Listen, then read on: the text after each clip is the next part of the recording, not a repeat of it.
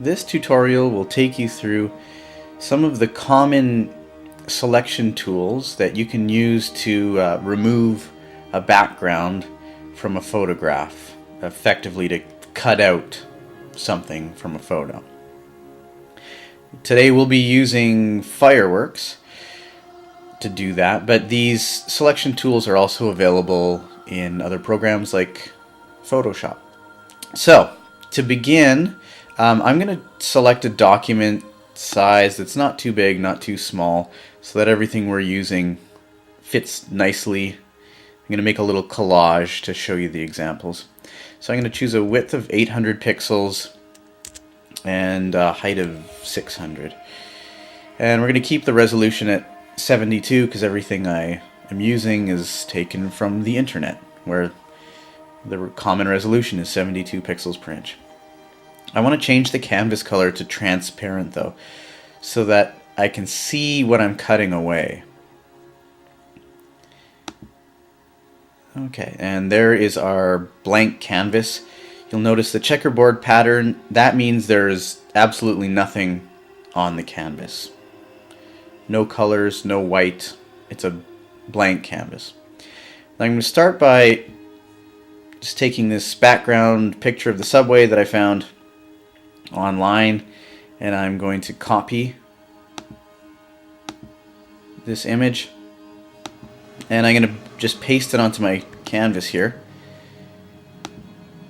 And you'll notice that it is way too big. So the first thing I'm going to do is zoom out so I can see more of this image.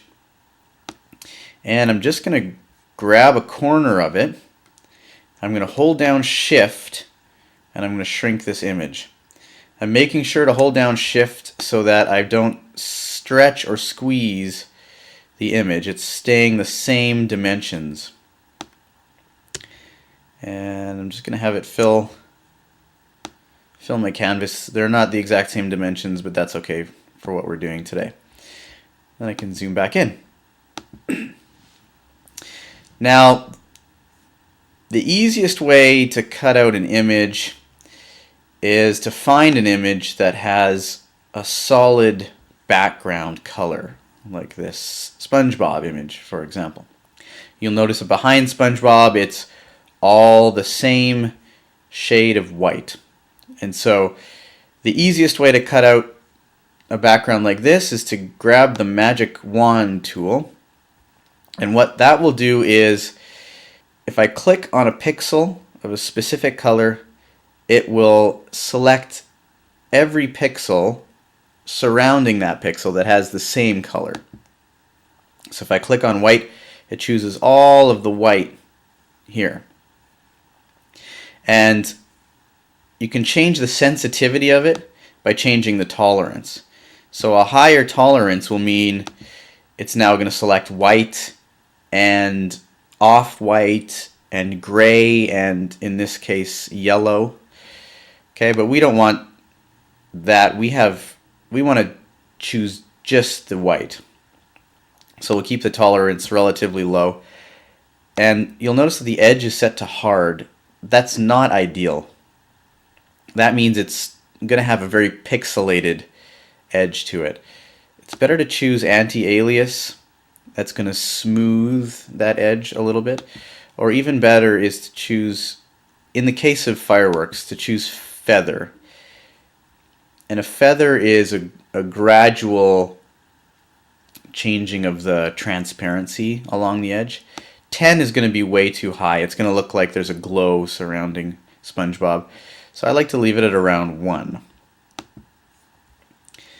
Okay, so with those new settings, I'll choose the white. And here's a good trick that works for any selection tool. If you hold down Shift, you'll see that little plus sign. That means I can add to my selection. So I can choose all of the white surrounding SpongeBob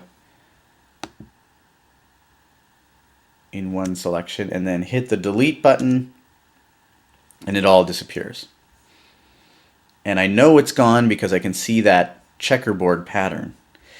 Now I can choose my rectangular marquee tool in the bitmap section of my toolbar and just choose the whole thing and copy that and take it over here, and I can paste SpongeBob in. Again, that was a very high resolution image. It's way too large, and so I'm going to zoom way out to 25, grab my arrow, and here's one of my favorite keyboard shortcuts. Command Shift A. That's deselect. In Photoshop it would be Command D on a Mac or Control D. And that just gets rid of your selection so you can work with it again. SpongeBob is a huge image. I'm going to hold down Shift, grab a corner, and shrink him down to a more manageable size.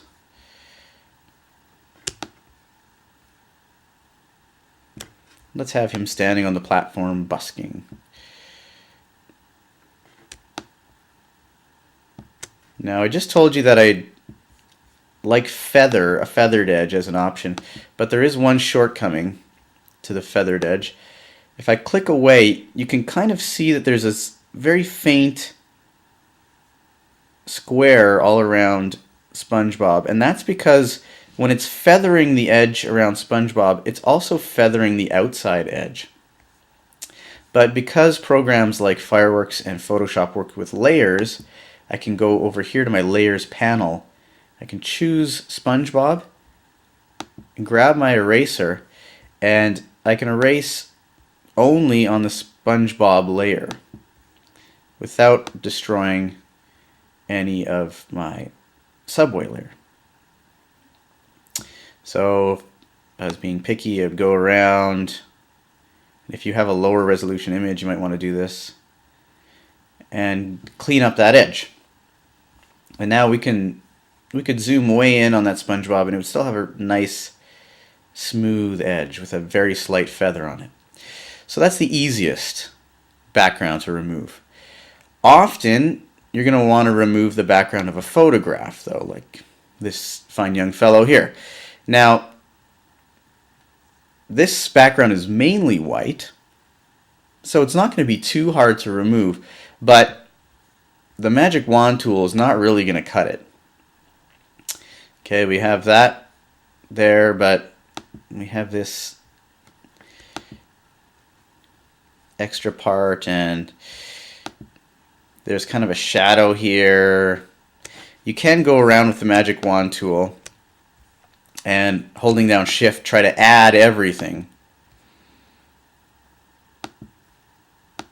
Okay, and that might work. It's going to take a while though, right?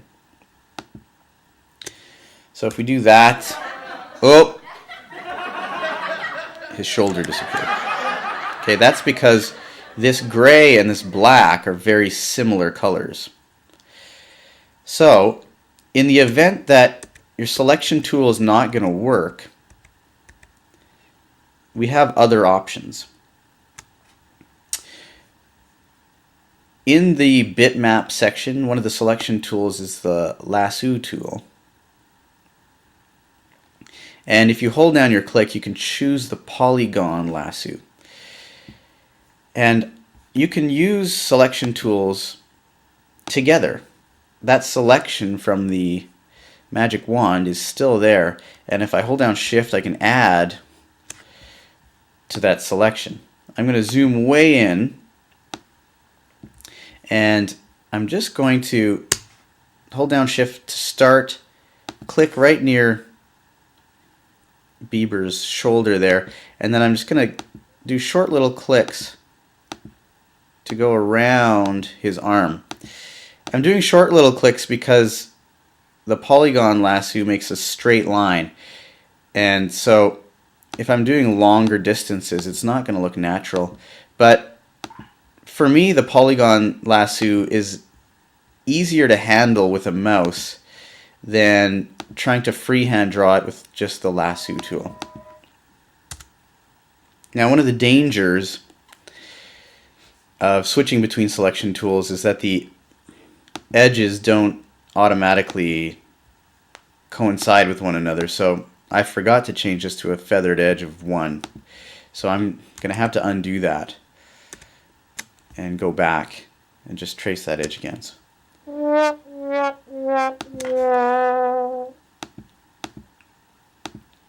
So this is not going to be beautiful, but for the purposes of this tutorial, it's going to be good enough. So I'm going to go around and up and over and close it, and then hit delete. And now my edges match. And I can do the same up here around his ears, but I think I can grab this without resorting to the lasso tool. Now hair is always a bit of a problem. I can show you a little trick to make that look a little bit smoother when we finally get to that. Inserting him into the collage. Okay, that was too far. But actually, if you have the live marquee checked off, you can change it and tweak it a little bit until it gets to a place that you like. And then hit delete. And then go in with the eraser, if you like, and clean up some of this. I just want a blank area around his head so that I can go back in and cut him out from the backdrop. Okay, so there we go.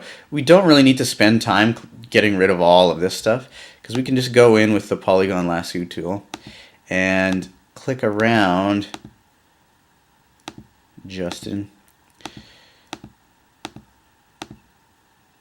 to cut him out. This is basically like using a pair of scissors.